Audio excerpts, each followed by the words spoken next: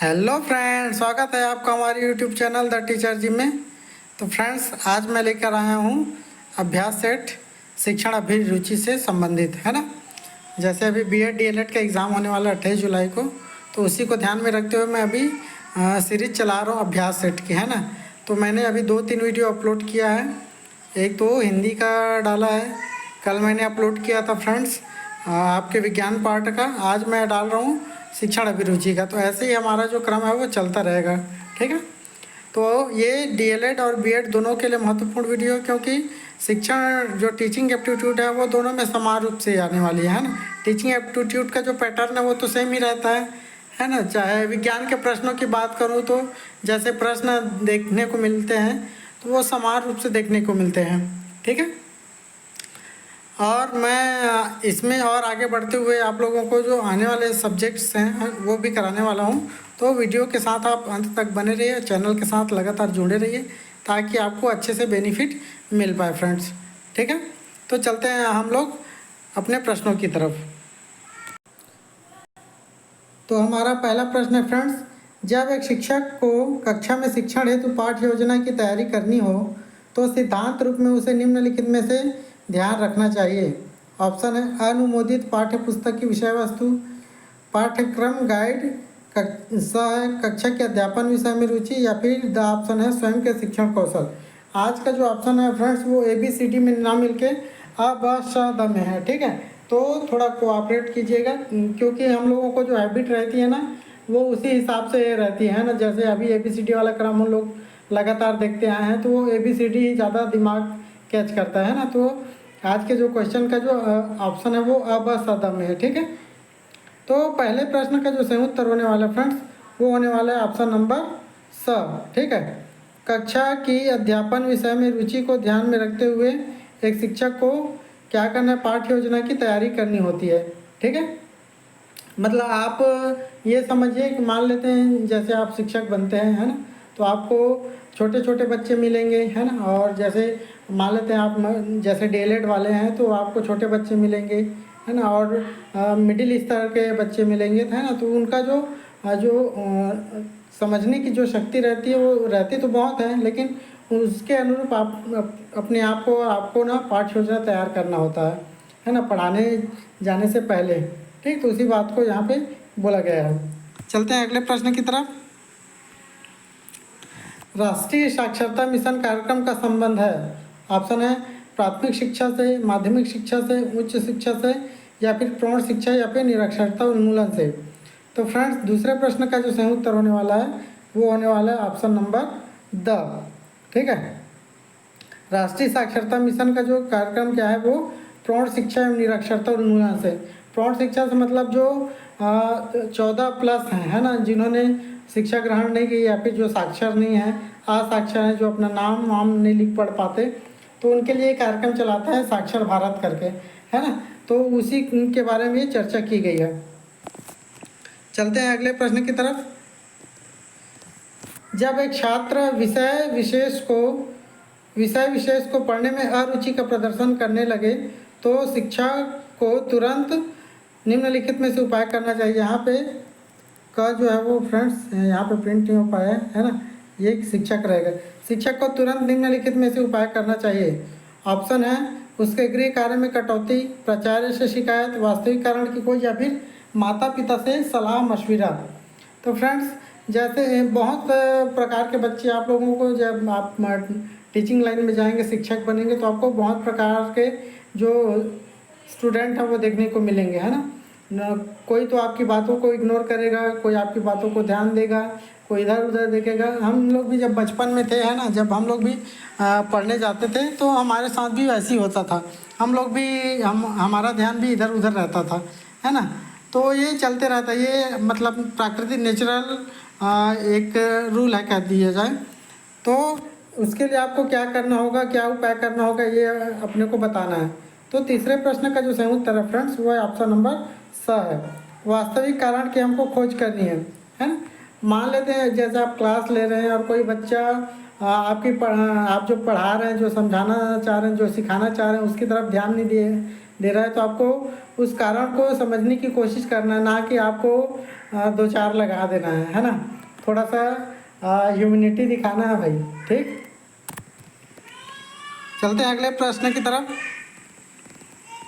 छात्रों में श्रेष्ठ संस्कारों का विकास करना आवश्यक है क्योंकि वह भारतीय नागरिक हैं। संस्कारों के कारण छात्र शिक्षा ग्रहण करते हैं। संस्कार चरित्र निर्माण करते हैं। संस्कार व्यक्तित्व को संकुचित बना देते हैं। देखो फ्रेंड्स, अगर संस्कार मिलेंगे तो हमारा व्यक्तित्व जो है वो संकुचित नहीं होगा। ठीक है, और संस्कार चरित्र का निर्माण करते हैं, ये तो सही बात है ना। संस्कारों के कारण छात्र शिक्षा ग्रहण करते हैं, ये भी सही। और ये वह भारतीय नागरिक है, ये उचित कारण नहीं है। तो इसमें से जो हमें सफिशिएंट जो उत्तर प्राप्त करनी है फ्रेंड्स, वो प्राप्त करनी है। तो वो जो सही उत्तर है वो क्या है? ऑप्शन नंबर स, संस्कार चरित्र निर्माण करते हैं। ठीक है, जैसे आपको अच्छे संस्कार मिले रहेंगे शुरुआत से, जब आप बच्चे को, छोटे बच्चे को वैसे बोला जाता है कि जैसे ही वो 0 से 5 साल तक का रहता है तो वो बहुत उसका दिमाग जो है कैप्चर मतलब ना कैच करने की उनमें बहुत ज़्यादा क्षमता रहती है ना। तो बच्चों को जब हम लोग अच्छी अच्छी चीज़ें सिखाएंगे, है ना, जैसा संस्कार देंगे तो बच्चे वैसे संस्कारी होते हैं फिर। ठीक है, चलते हैं अगले प्रश्न की तरफ। शिक्षण यूनिट को अधिकाधिक छात्रोपयोगी बनाने के लिए यह एक अवांछनीय व्यवहार है कि ऑप्शन है यूनिट की एकीकृत क्रियाओं का मात्र रटने के लिए छोड़ दिया जाए, छात्रों को यूनिट संबंधी प्रश्न निर्माण के लिए कहा जाए, स है छात्रों को वांछनीय प्रश्नों के अपेक्षित उत्तरों का पूर्वाभ्यास कराया जाए, ऑप्शन द है छात्रों को यूनिट संबंधी विभिन्न बिंदुओं को निर्धारित पाठ्यपुस्तक में चिन्हांकित करा दिया जाए। तो फ्रेंड्स, इस प्रश्न का जो सही उत्तर है पांचवें प्रश्न का, वो है ऑप्शन नंबर अ है ना। क्या चीज़ है यहाँ पे? अवांछनीय व्यवहार है करके बताया जा रहा है, मतलब जो वांटेबल नहीं है ना, जो जिसको ना उचित नहीं माना गया, अनुपयोगी माना गया, वो हमें बताना है। तो यूनिट की एकीकृत क्रियाओं का मात्र रटने के लिए छोड़ दिया जाए, ऐसा बिल्कुल नहीं है ना। आपको वर्तमान में रटने वाली जो प्रक्रिया है उससे क्या करना है? किनारा करना है, और बच्चों को भी उस रटने वाली पद्धति से दूर रखना है। ठीक है, चलते हैं अगले प्रश्न की तरफ। कक्षा के अध्यापक द्वारा निर्देशन संबंधी जो प्रमुख कार्य किया जाता है वह है, ऑप्शन है एक न्यायविद की तरह जिसे छात्र प्रभुत्व संपन्न व्यक्तियों से उचित व्यवहार करना सीखता है, एक नैतिकवादी की तरह जिससे निर्देशन का आधारभूत नैतिक एवं सामाजिक बनता है, ऑप्शन सा एक दर्पण की तरह जिससे छात्र स्वयं की पहचान करना सीख लेता है, या फिर ऑप्शन द है एक सहायक की तरह जिससे वर्तमान समय की कठिनाइयों में छात्र एक सहारा ढूंढता है ना। तो छठवें प्रश्न का जो सही उत्तर होने वाला फ्रेंड्स, वो होने वाला ऑप्शन नंबर द। मतलब आपको एक सहायक की तरह उसमें क्या करना है? बच्चों के साथ आपको असिस्टेंट के रूप में काम करना होगा, है ना। ठीक है, जब आप बच्चे के साथ बच्चे बन के रहेंगे तो वो लोग निश्चित रूप से बहुत ज़्यादा सीखेंगे और आपके साथ हमेशा कनेक्ट रहेंगे। ठीक है, और आपको बहुत चाहेंगे भी, ऐसा रहेगा। ठीक है, जैसे ही आप अपना होशियारी मारना शुरू करोगे तो फिर ना बच्चे लोग आपसे दूरी बनाना शुरू कर देंगे। वो स्कूल नहीं आएंगे, है ना, रोज़ अलग अलग बहाना बना के स्कूल से चले जाएंगे, या फिर ना आते ही नहीं हैं, ऐसा है। ठीक है, ये प्रैक्टिकल चीज़ मैं बता रहा हूँ ना फ्रेंड्स, है ना। जब आप बच्चों के साथ बच्चे बने रहेंगे तब तो वो आएंगे, और थोड़ा सा आप ज़्यादा पनिशमेंट वाले मूड में आएंगे, है ना, ज़्यादा एग्रेसिव रहेंगे, ज़्यादा कठोरता दिखाएंगे तो निश्चित रूप से बच्चे जो है फिर आपसे दूरी बनाएंगे और स्कूल से भी दूरी बनाएंगे, साथ ही अपने माँ बाप की बातों को भी इग्नोर करते रहेंगे वो। ठीक है, चलते हैं अगले प्रश्न की तरफ। अध्यापक को सामाजिक मूल्यों के प्रति जागरूक क्यों होना चाहिए? ऑप्शन है जिससे वह नेता बन सके, जिससे वह समाज को दिशा दे सके, जिससे वह समाज की धरोहर को जीवित रख सके, या फिर ऑप्शन द है जिससे वह छात्रों को मूल्यों का सही ज्ञान दे सके। तो सामाजिक मूल्यों के प्रति शिक्षक को जागरूक होने के लिए क्यों आवश्यक बोला गया है? ठीक है, तो इस प्रश्न का जो सही उत्तर है फ्रेंड्स, वो है ऑप्शन नंबर स है। ठीक है, जिससे वह समाज के धरोहर को जीवित रख सके। और समाज के धरोहर कौन है फ्रेंड्स? आप और हम। जब आप और हम छोटे थे, ठीक है, तो हम लोगों को भी टीचर लोग जो भी पनिशमेंट दिए हैं, जैसा भी सिखाए हैं, लेकिन जो भी शिक्षक रहता है वो अच्छे के लिए मतलब हमको थोड़ा बहुत पनिशमेंट देता है ना, तो वो हमको पॉजिटिव रूप में लेना है, ऐसा है। लेकिन कुछ बच्चे क्या होते हैं, ज़्यादा ही मतलब उसको सीरियस ले लेते हैं और उनके साथ वो लोग ऐसा मतलब ना माहौल में नहीं ढल पाते, है ना, और वो धीरे धीरे विद्यालय से दूरी बनाना शुरू कर देते हैं।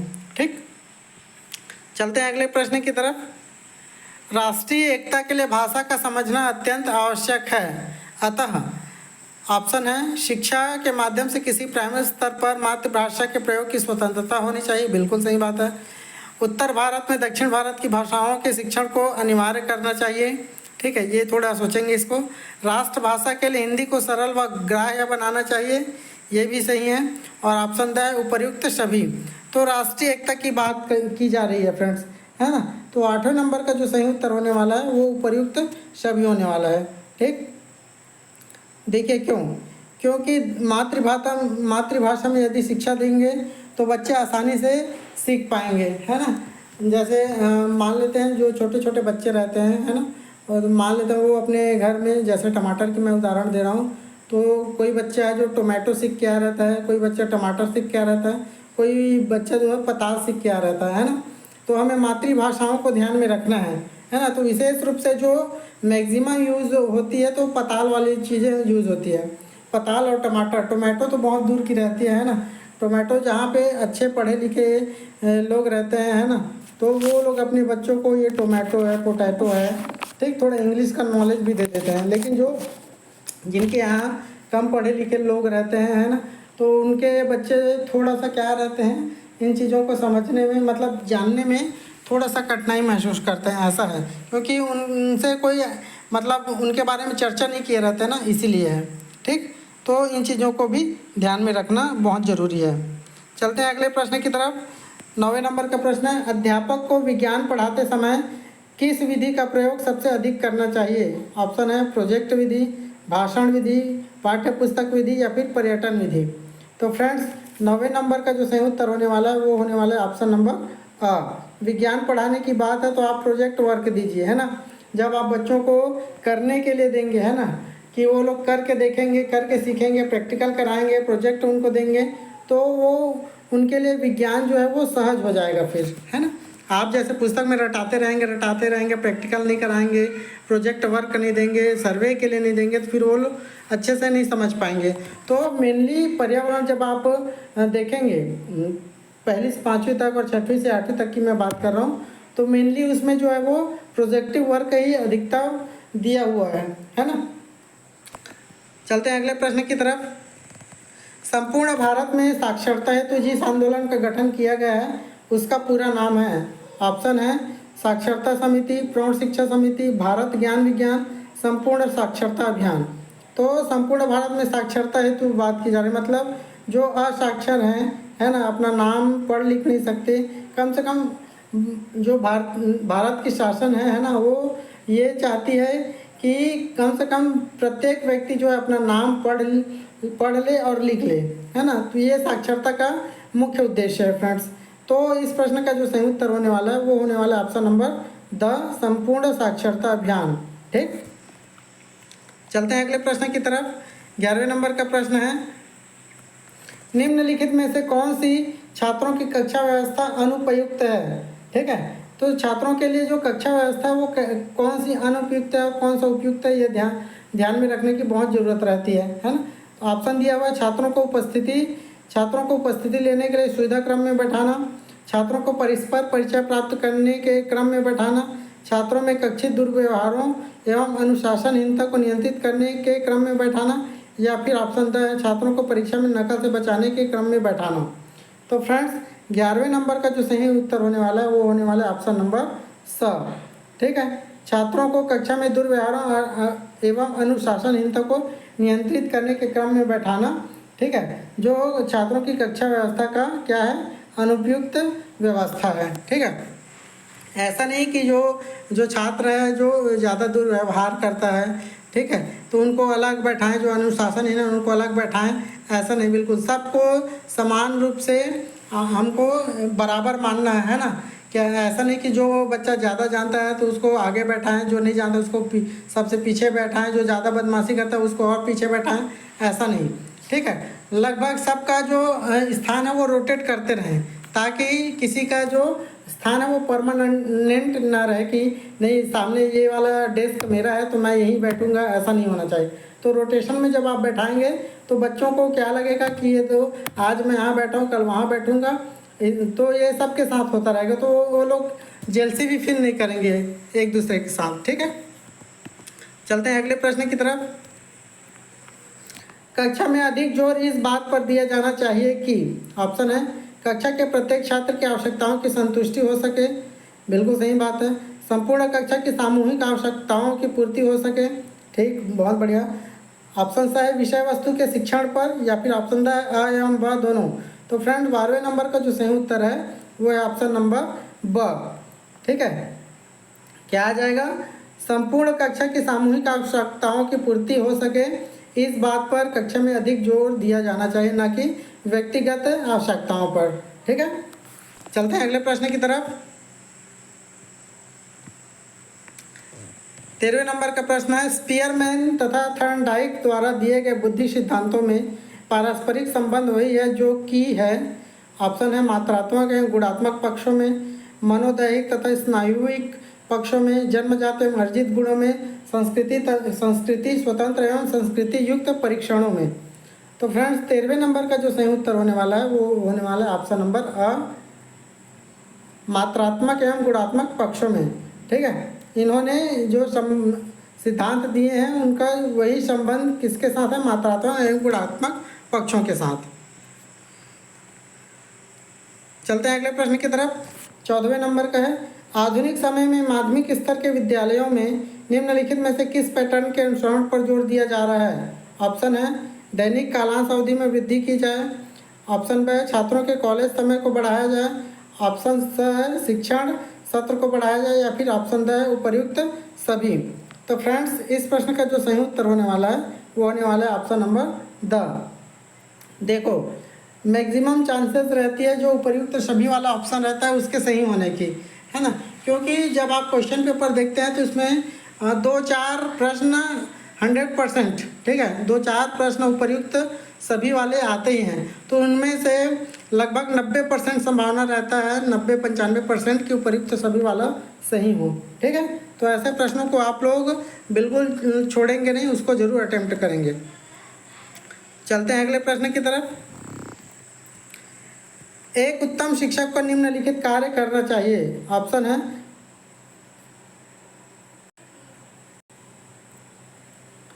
कक्षा में विवादास्पद विषयों के संदर्भ में अपना मत गुप्त रखें, ऑप्शन ब कक्षा में राजनीतिक विवादों से जहां तक संभव हो स्वयं को बचाकर रखें, समुदाय के अधिकांश लोगों का जिधर रुख हो उन्हीं विचारों का अनुसरण करें, या फिर है उपर्युक्त में से कोई भी नहीं। तो एक उत्तम शिक्षक को क्या कार्य करना चाहिए हमें बताना है। तो फ्रेंड्स इस प्रश्न का जो सही उत्तर होने वाला है 15वें नंबर का वो होने वाला है ऑप्शन नंबर द, उपर्युक्त में से कोई भी नहीं। ठीक है, चलते हैं अगले प्रश्न की तरफ। छात्रों में सर्वांगीण विकास का मार्ग प्रशस्त हो सकेगा। ऑप्शन है निरंकुशवादी नियंत्रण द्वारा, बिल्कुल गलत, प्रजातांत्रिक नियंत्रण द्वारा, उदासीन नियंत्रण द्वारा, या फिर उपयुक्त सभी का समन्वित रूप। तो फ्रेंड्स इस प्रश्न का जो सही उत्तर होने वाला है वो होने वाला है ऑप्शन नंबर ब, ठीक, प्रजातांत्रिक नियंत्रण द्वारा। ठीक, तो उदासीन होकर भी आप सर्वांगीण विकास नहीं कर सकते और निरंकुश बनकर भी नहीं कर सकते हैं, है ना, तो आपको प्रजातांत्रिक नियंत्रण का पालन करना होगा। चलते हैं अगले प्रश्न की तरफ। यदि आप कक्षा को शांत रहने का आदेश देते हैं किंतु कक्षा शांत नहीं होती है तो अनुशासन स्थापना का उत्तम उपाय है। सबके साथ ये होता है ना, जैसे आप शांत होने के लिए बोलते हैं बच्चे लोगों को तो वो शांत नहीं होते हैं, है ना, कुछ बच्चे जो होते हैं वो इधर उधर करते ही रहते हैं, ये नेचुरली चीज़ है। तो हमें क्या करना होगा अनुशासन स्थापना करने के लिए, ये बताना है। ऑप्शन है अत्यधिक जोरदार आवाज़ में पुनरावृत्ति करें, ऑप्शन ब कक्षा में 5 मिनट तक प्रतीक्षा करना तथा छात्रों को अपने हाथ खड़े करने को कहना, ऑप्शन स है संपूर्ण कक्षा को छुट्टी के बाद रोक लेना, या फिर ऑप्शन द छात्रों को कक्षा से बाहर निकलने का आदेश देना। तो फ्रेंड्स 17वें नंबर का जो सही उत्तर है वो है ऑप्शन नंबर द। छात्रों को कक्षा से बाहर निकलने का आदेश देना। ठीक है, तो आप क्या है अनुशासन स्थापित कर पाएंगे। फिर वो लोग फिर सोचेंगे ना कि सर हमको क्यों कक्षा से बाहर निकाल रहे हैं ऐसा करके। तो वो एक प्रकार से फिर कक्षा में जो है माहौल को शांत बनाएगा। अगला प्रश्न है 18वें नंबर का है, विद्यालय में पाठ्यक्रम की क्यों आवश्यकता होती है। ऑप्शन है इससे विद्यालय का पूर्ण कार्य एक निश्चित ढंग से चलता है। ऑप्शन ब है इससे कक्षा शिक्षक का नियंत्रण संभव है। ऑप्शन सी है इससे शिक्षक कक्षा से बाहर प्रत्येक कार्य ठीक ढंग से कर पाते हैं। या फिर ऑप्शन द उपयुक्त सभी के लिए। तो 18वें नंबर का जो सही उत्तर है फ्रेंड्स वो है ऑप्शन नंबर द। जैसे मैंने कहा ना, उपयुक्त सभी वाला ऑप्शन मैक्सिमम सही होने की संभावना रहती है उसमें। अगला प्रश्न है 19वें नंबर का, पाठ्यक्रम निर्माण में किस बात को मुख्य रूप से ध्यान में रखा जाता है। ऑप्शन है शिक्षा के उद्देश्यों को, छात्रों को, पाठ्यवस्तु को या फिर शिक्षण विधि को। तो फ्रेंड्स 19वें नंबर का जो सही उत्तर है वो है ऑप्शन नंबर अ, शिक्षा के उद्देश्यों को, है ना। जब भी पाठ्यक्रम का निर्माण किया जाता है तो उससे जैसे पाठ एक है ना, जैसे मेरी अभिलाषा है, तो मेरी अभिलाषा पाठ से मतलब बच्चे लोग क्या सीखेंगे वो उद्देश्य वहाँ पे निर्धारित रहता है, तभी वो पाठ जो है वो रहता है। उसका क्रम भी निर्धारित रहता है फ्रेंड्स कि शुरुआत में कौन से पाठ को शामिल करें, मिडिल में कौन सा रखें और एंडिंग में कौन सा पाठ रखें। ऐसा टाइप को वो लोग पाठ्यक्रम सेट करते हैं बच्चों के रुचि के अनुसार। ठीक है, चलते हैं अगले प्रश्न की तरफ। गैंग एक अंतर व्यक्तिक समूह होता है जिसकी विशेषता होती है। ऑप्शन है यह एक समाज विरोधी समूह होता है। ऑप्शन बी यह किशोर वय के बालकों की अंतःक्रियाओं का प्रतिनिधित्व करता है। ऑप्शन सी यह प्रायः पुरुष बाल मित्रों का समूह होता है। ऑप्शन द यह एक तृतीयक समूह का निर्माण करता है। तो फ्रेंड्स जानते हो आप सभी का गैंग रहता है, छोटे बच्चों का भी एक गैंग रहता है, बड़े लोगों का भी होता है, बूढ़े लोगों का भी होता है ना, महिलाओं का भी रहता है, लड़कियों का भी रहता है। ऐसा नहीं प्रॉपरली, ऐसा नहीं कि किसी एक प्रकार के व्यक्ति का ही गैंग रहता है, ऐसा नहीं है ना। अलग अलग प्रकार के व्यक्तियों का गैंग रहता है ना। तो इस प्रश्न का जो सही उत्तर है फ्रेंड्स 20वें नंबर का वो है ऑप्शन नंबर ब है। ठीक है, कि यह किशोर वय बालकों की अंतःक्रियाओं का प्रतिनिधित्व कर रहा है। ठीक है, चूँकि अभी हम लोग डीएलएड बीएड कर रहे हैं तो हमें ये गैंग जो है वो बच्चों के रूप में देखना है ना। वो गैंग ऐसा नहीं है कि मार धाल वाला गैंग नहीं है ना, कि कोई चोरी डकैती वाला गैंग नहीं है। ठीक, चलते हैं अगले प्रश्न की तरफ। सरकार आजकल साक्षरता अभियान चला रही है, यदि इसे सफल बनाना है तो इसका दायित्व किसे सौंपना चाहिए। ऑप्शन है सरकारी तंत्र को, शिक्षित व्यक्तियों को, अध्यापकों को, समाज सेवी संस्थाओं को। तो 21वें नंबर का जो प्रश्न है फ्रेंड्स वो है ऑप्शन नंबर स। ठीक है, सब काम गुरुजी ही करेगा, है ना। और यहाँ तक कि पढ़ाई भी कराएगा, मध्याह्न भोजन भी कराएगा, ठीक है, एमडीएम भी भरेगा, कि सर्वे भी करेगा। मतलब गुरुजी ना सर्वगुण संपन्न व्यक्ति है ना। ठीक है, कोई बात नहीं, चलते हैं अगले प्रश्न की तरफ।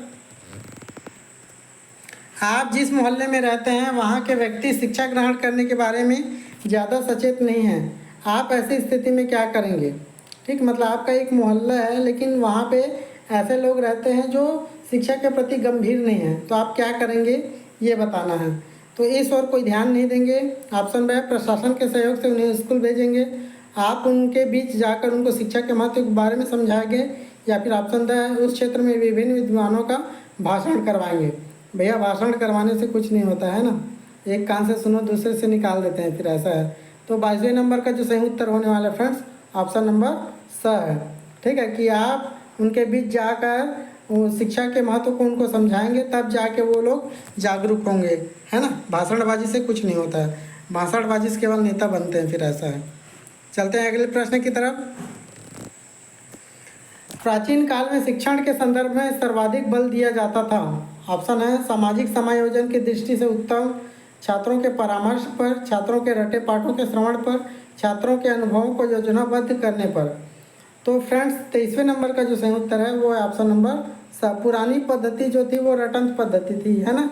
तो छात्रों के रटे पाठों के श्रवण पर, मतलब छात्रों को जैसे हम लोग कोई टास्क दे दिए हैं ना, प्राचीन समय की बात है, तो वो टास्क को पूरा कर पाते हैं कि नहीं कर पाते हैं, ये हम लोग निगरानी में रखते हैं। हम लोग नहीं, प्राचीन समय में रखते थे, अभी तो मॉडर्न एज आ गया है ना, तो ये सब चीज़ें नहीं चलती है। चलते हैं अगले प्रश्न की तरफ। कक्षा के प्रभावी अनुशासन की कुंजी है। ऑप्शन है कुशासन के कारणों का पता लगाना तथा उपयुक्त निर्णय लेना। ऑप्शन बी उनके सम्मुख उपयुक्त उदाहरण प्रस्तुत करना, छात्रों में सम्मानजनक प्रेरणाएं बनना, या फिर ऑप्शन द छात्रों की मूल आवश्यकताओं को संतुष्ट करना। तो कक्षा में प्रभावी अनुशासन बनाना है, तो उसके लिए महत्वपूर्ण चीज़ क्या है ये हमें बताना है। तो 24वें नंबर का जो सही उत्तर है फ्रेंड्स वो है ऑप्शन नंबर द। कक्षा की बात हो रही है तो छात्रों की मूल आवश्यकताओं को संतुष्ट करना। छात्रों को क्या चाहिए, वो लोग अच्छा माहौल चाहते हैं रूम में, कक्षा में एक अच्छा रूम बना रहे, शिक्षक अच्छे से पढ़ाए जो उनकी समझ में आए, है ना, अच्छे अच्छे उदाहरण पेश करें, इनर भी पढ़ाए, आउटर भी पढ़ाए, ठीक, कक्षा के अंदर भी पढ़ाए, कक्षा के बाहर भी पढ़ाए, ठीक है, जो प्रैक्टिकल चीज़ें हैं वो करके दिखाए, यही सब चाहते हैं, मतलब उनकी आवश्यकताओं को हम लोग संतुष्ट करें, ये बच्चे चाहते हैं। चलते हैं अगले प्रश्न की तरफ। शिक्षक का सर्वोच्च कर्तव्य है। ऑप्शन है अपने समुदाय की सेवा करना, ऑप्शन बी है प्रधानाचार्य के आदेश का अनुसरण करना, छात्रों का कल्याण करना, मित्र शिक्षकों की मंडली में रहना। तो फ्रेंड्स 25वें का जो सही उत्तर है वो ऑप्शन नंबर स, छात्रों का कल्याण करना शिक्षक का सर्वोच्च कर्तव्य है।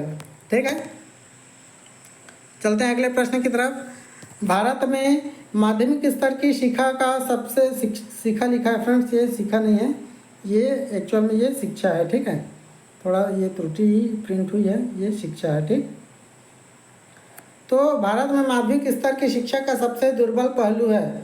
ऑप्शन है शिक्षा का व्यवसायोन्मुखी न हो पाना, ऑप्शन बी शिक्षा के पाठ्यक्रम में शिथिलता, अनुपयुक्त परीक्षा प्रणाली, उत्तरोत्तर गिरता मापदंड। तो फ्रेंड्स 26वें नंबर का जो सही उत्तर है वो है ऑप्शन नंबर अ, शिक्षा का व्यवसायोन्मुखी न हो पाना क्या है, भारत में माध्यमिक स्तर की शिक्षा का सबसे दुर्बल पहलू है। ठीक है, चलते हैं अगले प्रश्न की तरफ। अध्यापकों को अच्छे शिक्षण हेतु निम्नलिखित में से क्या प्रोत्साहन देना उचित होगा। ऑप्शन है उनको विशेष पारितोषिक देना, उनका नाम समाचार पत्रों में देना, उनके वेतन में अग्रिम वृद्धि प्रदान करना, या फिर उनकी प्रशंसा करना। तो फ्रेंड्स इनमें से जो भी बातें हो जाए वो गजब है शिक्षक के लिए, है ना। तो हमें सही उत्तर की तरफ चलना है। 27वें नंबर का जो सही उत्तर है वो ऑप्शन नंबर स है कि उनके वेतन को क्या करना है, अग्रिम वृद्धि प्रदान करना है बिना हड़ताल किए, है ना, जो पॉसिबल नहीं है। कोई भी शासन हो, ये अग्रिम वृद्धि वाली जो बात है ना वो तो फिर छोड़िए, जब तक हड़ताल ना करो, है ना, तब तक तो आपकी मांगें पूरी नहीं ना होने वाली है, ऐसा है। अगले प्रश्न की तरफ चलते हैं। आपकी कक्षा का एक छात्र बहुत ही निर्धन है, आपको यह पता है कि वह रात में मजदूरी करके जीविकोपार्जन करता है, वह प्रायः ही गृह कार्य करके नहीं ला पाता, तो आप क्या करेंगे। ठीक है, ये बहुत ही सेंसिटिव प्रश्न पूछ दिया है फ्रेंड्स, है ना। है ऑप्शन उसकी मजबूरी पर शांत रहेंगे, ऑप्शन बी है उसे समझाएंगे कि गृह कार्य करना बहुत आवश्यक है, ऑप्शन सी है वह गृह कार्य करके नहीं लाया है उस कारण उसे दंड देंगे, उसकी कक्षा में बेइज्जती करेंगे, है ना, बेइज्जती नहीं करना भैया, है ना, और ना ही उनको दंड देना है, उनको समझाएंगे भाई, है ना, उसकी मजबूरी है। अब मजबूरी पे शांत नहीं रहेंगे लेकिन उसको समझाएंगे ज़रूर कि गृह कार्य जो मिला है वो भी करना जरूरी, जैसे पेट के लिए भोजन जरूरी है वैसे सीखने के लिए जो काम दिया गया है उसको करके लेके आना भी बहुत ज़्यादा ज़रूरी है। तो 28वें नंबर का जो सही उत्तर है फ्रेंड्स वो ऑप्शन नंबर ब। ठीक है, उसे समझाएंगे कि गृह कार्य करना बहुत आवश्यक है, जैसे रात में कार्य करना बहुत आवश्यक है आपके लिए, वैसे ही गृह कार्य करना, होमवर्क करना भी बहुत आवश्यक वर्क है। चलते हैं अगले प्रश्न की तरफ। 29वें नंबर का प्रश्न है, बालक के सर्वांगीण विकास के लिए आवश्यक है। ऑप्शन है धार्मिक शिक्षा, सांस्कृतिक कार्यक्रम, सांस्कृतिक ज्ञान, या फिर खेल कूद की शिक्षा। सर्वांगीण विकास की बात की जा रही फ्रेंड्स, है ना। तो 29वें नंबर का जो सही उत्तर होगा वो होगा ऑप्शन नंबर ब, सांस्कृतिक कार्यक्रम, है ना। अभी यहाँ पे सांस्कृतिक कार्यक्रम से ये नहीं है कि उसे नाच गाना कराते रहो और बाकी चीज़ें। सांस्कृतिक के अंतर्गत ये बहुत सारी चीज़ें आ जाती हैं ना, चाहे उसमें नृत्य आए, है ना, डांस आए, नृत्य आए, संगीत आए, ठीक, ये बहुत सारी चीज़ें हैं, है ना। तो उपदेश वाली शिक्षा भी होती है उसमें, है ना, कुछ वर्क भी रहते हैं। तो ये सांस्कृतिक कार्यक्रम से तात्पर्य वही चीज़ है। चलते हैं अगले प्रश्न की तरफ। अच्छी शिक्षा पद्धति वह है जो, ऑप्शन है, समाज के प्रत्येक वर्ग के बालक को एक साथ अध्ययन का अवसर प्रदान करती है। ऑप्शन है, विभिन्न वर्ग के बालकों के शिक्षण की व्यवस्था के लिए विभिन्न स्तरों की शिक्षण संस्थाएं करती है। ऑप्शन स है, जिसमें धन के आधार पर शिक्षा दी जाती है। ऑप्शन द है, जिसमें ट्यूशन के बिना काम नहीं चलता। तो ये दोनों ऑप्शन तो बिल्कुल ख़राब ऑप्शन है फ्रेंड्स, है ना। तो ये दोनों को तो हटा ही देना पहले से ही, है ना। तो समाज के प्रत्येक वर्ग के बालों को एक साथ अध्ययन करने का अवसर प्रदान करती है अच्छी शिक्षा पद्धति। यही हमारे इस प्रश्न का सही उत्तर है, ठीक है। तो तीसरे नंबर का जो सही उत्तर है फ्रेंड्स, वो ऑप्शन नंबर अ है। चलते हैं अगले प्रश्न की तरफ। 31 है, कक्षा शिक्षण के दौरान अध्यापक को चाहिए कि वह, ऑप्शन है, कक्षा के बीच में खड़ा होकर पढ़ाए। ऑप्शन ब, श्याम पट के पास नहीं खड़ा होना चाहिए। ऑप्शन स है, छात्रों के सामने खड़ा होकर पढ़ाए। या फिर ऑप्शन द है, दरवाजे से दूर खड़ा होना चाहिए। तो फ्रेंड्स, इस प्रश्न का जो सही उत्तर होने वाला है वो ऑप्शन नंबर स है, ठीक है, कि छात्रों के सामने खड़ा होकर पढ़ाएंगे, है ना। जैसे आप मूवी देखने जाते हैं तो ऐसा तो नहीं कि ना एकदम लास्ट वाले कॉर्नर में बैठ के मूवी देखना पसंद करते हैं। जब आप फ्रंट से देखते हैं तभी मूवी आपको ज़्यादा अच्छी लगती है। सेम वैसे ही जब आप बच्चों के फ्रंट में रहेंगे, ठीक है, उनकी तरफ मुख करके उनको पढ़ाएंगे, समझाएंगे, उनको कुछ याद दिलाएंगे, तो वो बहुत अच्छा फील करते हैं, है ना, और आपकी बातों को समझते भी हैं। और आप साथ ही सबके फेस को रीड भी कर पाएंगे कि कौन आपकी बातों को सुन रहा है, कितना सुन रहा है, कौन आपकी बातों को इग्नोर कर रहा है, ठीक है। तो फिर उस हिसाब से उनको फिर ट्रीट करेंगे आप, है ना। चलते हैं अगले प्रश्न की तरफ। छोटे बच्चों की कक्षा में निम्नांकित में से किस विषय का ज्ञान देना आवश्यक होगा? छोटे बच्चों की बात हो रही है। ऑप्शन है, पोषाहार, देशभक्ति, दांतों की रक्षा या फिर व्यवसाय को चुनना। तो फ्रेंड 32 का जो सही उत्तर है वो है ऑप्शन नंबर द, व्यवसाय का चुनना है। व्यवसाय का चुनाव जो है वो छोटे बच्चों की कक्षा में जो है ज्ञान देना आवश्यक है। कि छोटे बच्चों को जब आप बताएंगे, व्यवसाय से यहाँ तात्पर्य ये फ्रेंड्स कि अलग अलग फील्ड है। मान लेते हैं मैं शिक्षक हूँ तो मैक्सिमम जैसे आप क्लास लेते हैं, है ना, तो जैसे आप छात्रों से पूछते हैं तो आपको क्या बनना है करके, तो वो बताते हैं कि हमको गुरुजी बनना है या फिर शिक्षक बनना है, टीचर बनना है, मैडम बनना है, ये बताते हैं। तो बाकी पहलुओं को भी आप लोगों को याद दिलाना होगा कि देखो बेटा कि मतलब शिक्षक के अलावा भी और भी अच्छे अच्छे फील्ड होते हैं। जैसे कलेक्टर वाला फील्ड होता है, डिप्टी कलेक्टर वाला फील्ड होता है, तहसीलदार होते हैं, नायब तहसीलदार होते हैं, पटवारी होते हैं, है ना, इंजीनियर होते हैं, डॉक्टर्स होते हैं, है ना, और तो और अच्छे अच्छे किसान भी होते हैं जो हमारे लिए जो अनेक प्रकार के जो फूड्स हैं वो तैयार करते हैं। तो इन सभी पहलुओं को आपको बताना होगा ताकि वो फिर जागृत हों कि नहीं हमको ये बनना है, ठीक है। उनमें मतलब उनका दिमाग फिर क्या करेगा, ग्रो होगा कि नहीं हमको इस फील्ड को चुनना है ऐसा करके। और आप जो है पारंपरिक रूप का जैसे बताएंगे कि गुरुजी बनना है आपको भी ऐसा करके ना, तो वो फिर वही बनना शुरू करेंगे, ऐसा रहेगा। उनका दिमाग जो है वो गुरुजी बनने की तरफ रहेगा। और जब बाकी चीज़ों के बारे में आप उनकी विशेषता बताएंगे कि देखो बेटा पटवारी बनने से क्या फ़ायदा है, कलेक्टर बनने से क्या फ़ायदा, डिप्टी कलेक्टर बनने से क्या फ़ायदा है, एसपी बनने से क्या फ़ायदा है, डीएसपी बनने से क्या फ़ायदा है, तो निश्चित रूप से वो आईएएस आईपीएस की भी आप उनको जानकारी देंगे, ठीक है, यूपीएससी के बारे में जानकारी देंगे। तो शुरुआत से जब उनको आप बताना शुरू करेंगे, है ना, तो वो खुद मोटिवेट होंगे कि नहीं सर हमको ये फील्ड के बारे में बता रहे हैं तो हमें इस फील्ड को चुनना है ऐसा करके, ठीक है। तो ये व्यवसाय की बात यहाँ पे की जा रही है। चलते हैं अगले बात की प्रश्न की तरफ। 33 नंबर का है, यदि किसी छात्र के खिलाफ कोई ठोस प्रमाण ना हो तो, ऑप्शन है, उसे अपमानित नहीं करना चाहिए, उसे दंड नहीं देना चाहिए, उसके बारे में संदेह नहीं करना चाहिए या फिर उपर्युक्त सभी। तो 33 का जो सही उत्तर है फ्रेंड्स वो है ऑप्शन नंबर द, उपर्युक्त सभी। भाई आपके पास कोई प्रूफ ही नहीं है, ठोस प्रूफ ही नहीं है, तो आप क्या करेंगे? आप उसको ज़बरदस्ती अपमानित थोड़ी करेंगे, है ना। चलते हैं अगले प्रश्न की तरफ। रटने की आदत से निम्न में से क्या हानि होती है?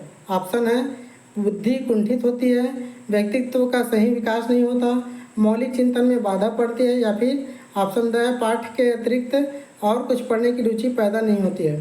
तो 34 का सही ऑप्शन है फ्रेंड्स, ऑप्शन नंबर अ, बुद्धि जो है वो कुंठित होती है। ठीक है, तो जब आप रटाएंगे तो एक समय ऐसा आएगा कि कुछ समय बाद वो बच्चा जो है वो रटा हुआ चीज़ को वो क्या है भूल जाएगा, और जब वो समझ के कुछ चीज़ों को करके समझा रहेगा तो वो लंबे समय तक उसके दिमाग में चलता रहेगा, है ना। चलते हैं अगले प्रश्न की तरफ। 35 है, कक्षा शिक्षण को प्रभावशाली बनाने हेतु ऑप्शन है कक्षा शिक्षण के पश्चात उसी अंतर में छात्रों को पुनरावृत्ति अथवा अभ्यास प्रश्न हल कराएं, ऑप्शन ब है सदैव गृह कार्य दिया जाए, ऑप्शन स है कभी कभी गृह कार्य दिया जाए, ऑप्शन द है विद्यालय के समय की समाप्ति पर प्रश्न हल कराएं। तो फ्रेंड्स कक्षा शिक्षण को प्रभावशाली बनाना है, तो 35 का जो सही उत्तर हो जाएगा वो हो जाएगा ऑप्शन नंबर अ, कक्षा शिक्षण के पश्चात उसी अंतर में छात्रों को पुनरावृत्ति अथवा अभ्यास प्रश्न हल कराएं, है ना। मान लेते हैं आप ABCD पढ़ाए हैं, या फिर स्वर व्यंजन पढ़ाए हैं, या फिर स्त्रीलिंग पुल्लिंग पढ़ाए हैं, पर्यायवाची पढ़ाए हैं, तो आप उसी से रिलेटेड क्वेश्चन कराएंगे तो ज़्यादा बेनिफिट होगा बच्चों को, है ना। ऐसा नहीं आप उनको आज पर्यायवाची पढ़ाए हैं और निबंध के बारे में बात कर रहे हैं तो उनको कहाँ से बेनिफिट होगा, है ना।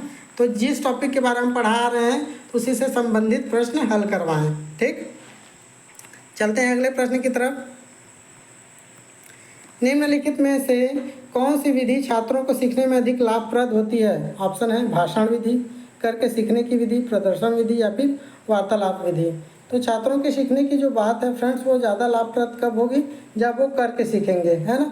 ऐसा नहीं कि आप भाषणबाजी करेंगे तो वो सीखेंगे, प्रदर्शन करेंगे तो सीखेंगे, वार्ता बातचीत से सीख जाएंगे, ऐसा नहीं। ज़्यादा कारगर होगी तो करके सीखने की विधि जो है वो ज़्यादा कारगर होगी।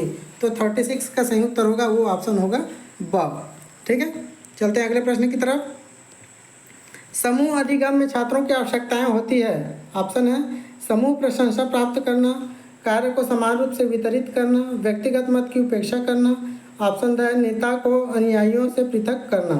तो फ्रेंड 37 का जो सही उत्तर होने वाला है वो होने वाला ऑप्शन नंबर अ, समूह प्रशंसा प्राप्त करना है। ठीक है, समूह अधिगम की जब बात आती है तो समूह प्रशंसा प्राप्त करना उनको अच्छा लगता है। जैसे कोई कार्य आप ग्रुप में दिए हैं कि आज या फिर कल तुम लोगों को ये काम करके आना है, आप लोगों को ये काम करके आना है, तो वो लोग जब अच्छे से उसको करके आएंगे तो वो चाहेंगे कि उनका प्रेजेंटेशन सामने हो, और प्रेजेंटेशन जब वो देंगे तो वो ये अपेक्षा रहता है कि अपना प्रेजेंटेशन तो सही हम लोग किए हैं लेकिन हमको उस हिसाब से तवज्जो नहीं मिली है, तो वो लोग चाहते हैं कि उस हिसाब से उनको तवज्जो मिले, उनके लिए तालियां बजाई जाए, उनको शाबाशी मिले, ये चाहते हैं। ठीक है, चलते हैं अगले प्रश्न की तरफ।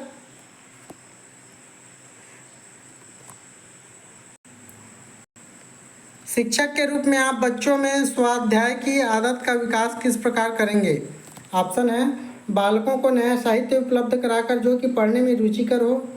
ठीक बात। ऑप्शन है स्वाध्याय करने वाले बालकों का उदाहरण प्रस्तुत करके, बहुत बढ़िया, अपना उदाहरण प्रस्तुत करके, या फिर ऑप्शन है उपयुक्त समस्त सत्य है। तो फ्रेंड्स 38 का जो सही उत्तर होने वाला है वो होने वाला है ऑप्शन नंबर अ होने वाला है। ठीक है, कि बालकों को नया साहित्य उपलब्ध कराकर जो कि पढ़ने में रुचिकर हो, है ना, तो उनमें आदत आप डलवा सकते हैं। अगले प्रश्न की तरफ चलते हैं। फ्रेंड इसमें एक का ऑप्शन जो है वो मिट गया है ना, चलो देखते हैं क्या क्या है प्रश्न। आप कक्षा में प्रवेश करते हैं तो आपको शिक्षार्थियों की मुखाकृति देखकर अनुभव होता है कि वे आपके पढ़ाने से असंतुष्ट हैं। इसका आपके ऊपर क्या प्रभाव पड़ेगा? ऑप्शन है कोई प्रभाव नहीं पड़ेगा, बिल्कुल गलत बात। आप विद्यालय छोड़ने की सोचने लगेंगे, कुछ कुछ। ऑप्शन है एक अच्छे अध्यापक के रूप में आप छात्रों की असंतुष्टि के कारणों का पता लगाएंगे। यही हमारे इस प्रश्न का सही उत्तर है फ्रेंड्स, है ना। और जो ऑप्शन नहीं है उससे हमें कोई मतलब भी नहीं है, यही हमारे इस प्रश्न का सही उत्तर है। तो 34वें नंबर का जो सही उत्तर है माफ़ करना, ये 39वें नंबर का जो सही उत्तर है वो है ऑप्शन नंबर स है। ठीक, चलते हैं अगले प्रश्न की तरफ। 40 नंबर का है, आज के युग में शिक्षकों को अच्छी दृष्टि से नहीं देखा जाता। हाँ, ये बिल्कुल सत्य बात है, नहीं देखा जा रहा है। इसके लिए आप किसे उत्तरदायी मानते हैं? ऑप्शन है समाज को, छात्रों को, स्वयं अध्यापकों के व्यवहार को, या फिर राजनीतिज्ञों को। तो फ्रेंड्स 40वें नंबर का जो सही उत्तर है वो है ऑप्शन नंबर स है। स्वयं अध्यापकों के व्यवहार को ही इसका कारण मानेंगे, है ना। बाकी कारण जो है वो जात तेल लेने के लिए, है ना। इसके पीछे जितने भी कारण हैं उसको मैं नहीं गिनाऊंगा, है ना, क्योंकि उसको गिना कर कुछ मिलना तो है नहीं, है ना। आप सभी जानते हैं कि कौन से कारण है कि अच्छे दृष्टि से शिक्षकों को नहीं देखा जा रहा है ना। इसके बैकग्राउंड में क्या क्या वर्क कराया जाता है, इसको आप जब शिक्षक बन जाएंगे तब आप ज़्यादा अच्छे से जान पाएंगे। ठीक है, चलते हैं अगले प्रश्न की तरफ। आपकी अपने विद्यालय में नई नियुक्ति हुई है, आप नए शिक्षक बने हैं, आप स्वयं को विद्यालय में किस प्रकार के अध्यापक के रूप में अपना स्थान बनाएंगे? आप ऑप्शन है, एक कुशल अध्यापक के रूप में स्वयं को विख्यात करेंगे, उच्च कोटि के चरित्र वाले अध्यापक के रूप में, प्राचार्य के बहुत निकटस्थ व्यक्ति के रूप में, विद्यालय की राजनीति में सक्रिय भूमिका निभाने वाले व्यक्ति के रूप में। तो फ्रेंड्स इस प्रश्न का जो सही उत्तर है वो है ऑप्शन नंबर अ है। ठीक, आप नए नए नियुक्त होके गए हैं ना, सबसे पहले तो आपको डर लगेगी, है ना, कुछ दिनों तक। फिर आप सीधे सीधे वातावरण में घुल मिल जाएंगे, समझ जाएंगे कि कौन सा सही है और कौन सा गलत है ना। तो आपको राजनीति में नहीं पढ़ना है और ना ही प्रचार के बहुत निकट रहना है ना। चलते हैं अगले प्रश्न की तरफ। निम्न में से किस क्षेत्र में सर्वाधिक बल राष्ट्रीय शिक्षा नीति पर दिया गया है? ऑप्शन है शोध क्षेत्र पर, परीक्षा में सुधार पर, व्यावसायीकरण पर, समीक्षा के क्षेत्र पर। तो फ्रेंड्स 42 का जो सही उत्तर है वो है ऑप्शन नंबर स, व्यावसायीकरण पर। व्यावसायीकरण को मैं समझा दिया हूँ, है ना। चलते हैं अगले प्रश्न की तरफ।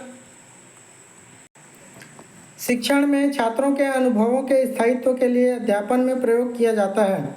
ऑप्शन है व्याख्यान का, विद्यार्थियों की सहभागिता का, प्रदर्शक का, या फिर विद्यार्थियों के क्रियाकलापों का। तो 43 का जो सही उत्तर है फ्रेंड्स वो है ऑप्शन नंबर द, विद्यार्थियों के क्रियाकलापों का क्या किया जाता है? प्रयोग किया जाता है। ठीक है, चलते हैं अगले प्रश्न की तरफ। एक बालक 44 नंबर का, एक बालक का एक कक्षा में निरंतर कई वर्ष तक अनुत्तीर्ण होने का निम्न में से प्रमुख कारण हो सकता है। ऑप्शन है आर्थिक और सामाजिक स्थितियों का निम्न होना, शारीरिक अस्वस्थता, शिक्षक द्वारा ध्यान न दिया जाना, अध्ययन में अरुचि होना। तो 44 का जो सही उत्तर है फ्रेंड्स वो ऑप्शन नंबर द है। छात्रों को मतलब अध्ययन में अरुचि होना उसके निरंतर रूप से अनुत्तीर्ण होने का कारण है।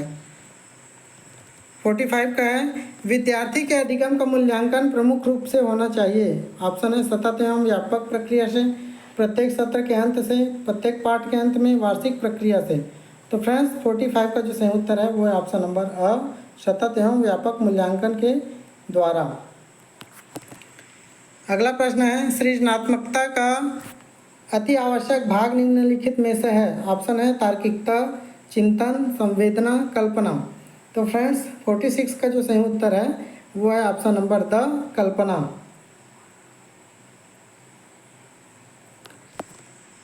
अगला प्रश्न है बालक में वांछनीय अवांछनीय व्यवहार के दर्शन होते हैं। ऑप्शन है समायोजन के कारण, उनके सीखने के कारण, परिपक्वता के कारण, या फिर द्वंद्व के कारण। तो 47 का जो सही उत्तर है फ्रेंड्स वो है ऑप्शन नंबर अ, समायोजन के कारण जो है वो वांछनीय और अवांछनीय व्यवहार के हमें दर्शन होते हैं। आदर्श शिक्षक का गुण निम्न में से कौन सा नहीं है? क्या बताना है हमें? नहीं है बताना है भाई। तो ऑप्शन दिया प्रभावशाली व्यक्तित्व, आशावादिता, शिक्षण को व्यवसाय समझने वाला, या फिर नेतृत्व की क्षमता। तो जो सही उत्तर आप सभी समझ गए होंगे 48 का कौन सा उत्तर सही होगा? तो ऑप्शन नंबर अ, प्रभावशाली व्यक्तित्व ही आपको क्या है? आदर्श शिक्षक का गुण नहीं है।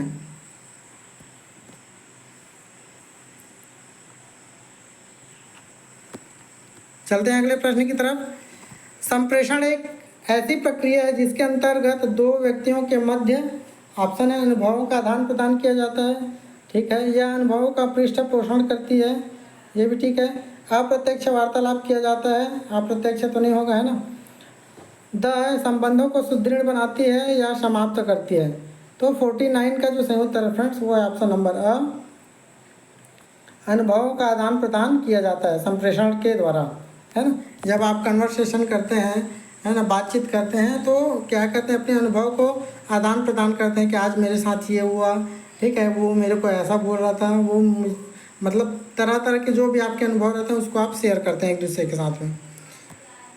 आज के वीडियो का जो अंतिम प्रश्न है, कक्षा में किस शिक्षण विधि का महत्वपूर्ण स्थान होना चाहिए।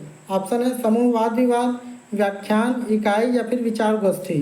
तो फ्रेंड्स 50वें नंबर का सही उत्तर है ऑप्शन नंबर अ, ठीक है। जब आप चर्चा करेंगे समूह में, है ना, तो अच्छा रिजल्ट देखने को मिलता है ना, डिस्कस करेंगे तो अच्छा रिजल्ट मिलता है फ्रेंड्स, ठीक है। तो ये थे आप लोगों के लिए 50 महत्वपूर्ण प्रश्न। उम्मीद है ये प्रश्न आपके काम के रहेंगे और आपको ये जो प्रश्न है वो समझ में आएंगे, है ना।